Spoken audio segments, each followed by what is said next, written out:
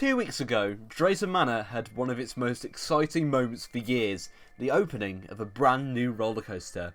It signified how the Looping Group had taken the park from near extinction just a few years ago and made it arguably one of the freshest and most underrated parks in the country. This is the story of how the park got here from some of its darkest days only a few years ago.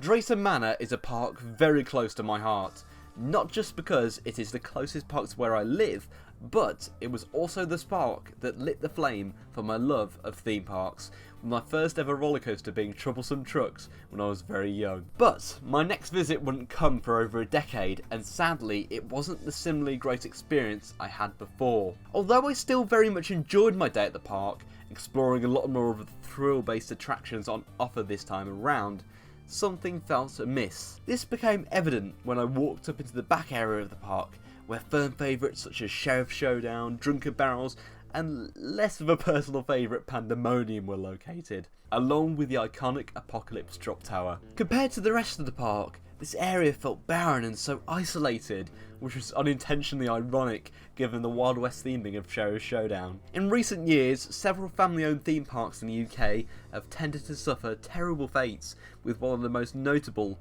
being Pleasure Island in Cleethorpes. It very much looked like Drayton was heading in the same direction, which would have simply broken my heart given the instant attachment I had to the park from an early age. On the 3rd of August 2020, Drayton Manor officially entered administration after feeling the severe financial effects of the COVID-19 pandemic. The park was saved by the Looping Group, who acquired the park, bringing it in line with various theme park resorts across Europe, including nearby attraction West Midlands Safari Park. The park was still hamstrung, however, by the effects of the pandemic, therefore meaning that it would take some time before the new owners could show their true commitment to the park. Unfortunately, things would only get worse before they got better. In December, a fire broke out in a toilet block within Thomasland.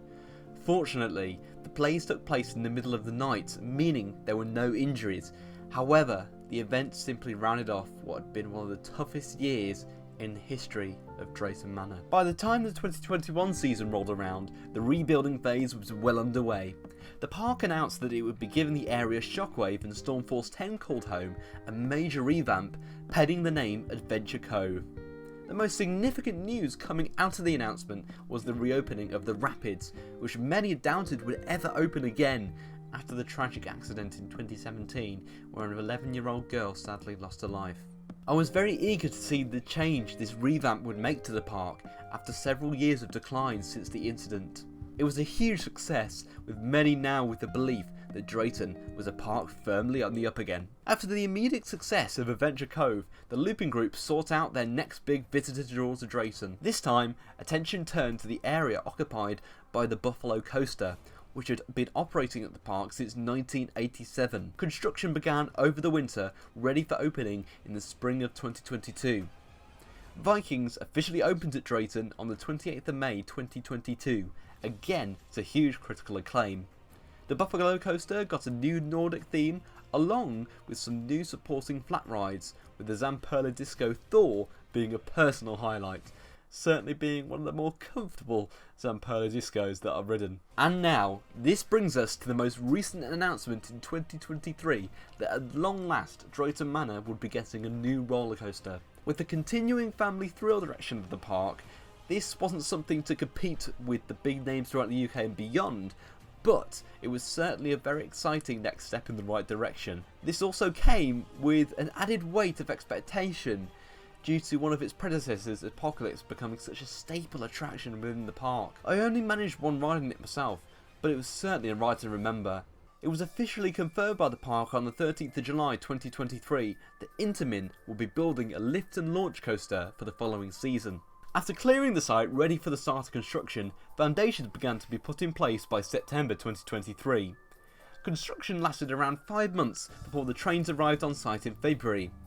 There was much speculation about the theming of the ride, as one outstanding issue that had been laid bare for many years was the consistency of theming throughout the areas, with arguably Thomasland for a long period holding the title for the most consistent. However, with the retheming of other areas into Adventure Cove and Vikings respectively, it was vital that the theming was on point for this new area. The area was aptly given a Wild West theme, with an official name of Frontier Falls being announced by the park in March to coincide with the beginning of the 2024 season. The barrels would no longer be drunken and instead be blasting, with Sheriff Showdown quite rightly retaining its original title. I mean, who would ever want to mess with Sheriff Showdown? Come on. Eventually, after several months of construction, the centrepiece of the area was almost ready to open.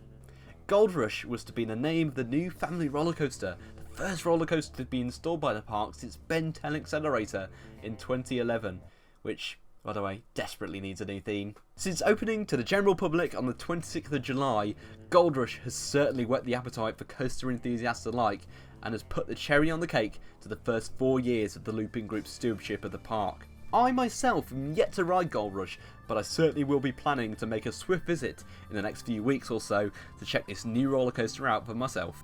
I am delighted the park continues to be on the up and up again, looking fresher than it ever has done. It will forever be the place where I first fell in love with roller coasters, and now it is getting the attention it so richly deserves.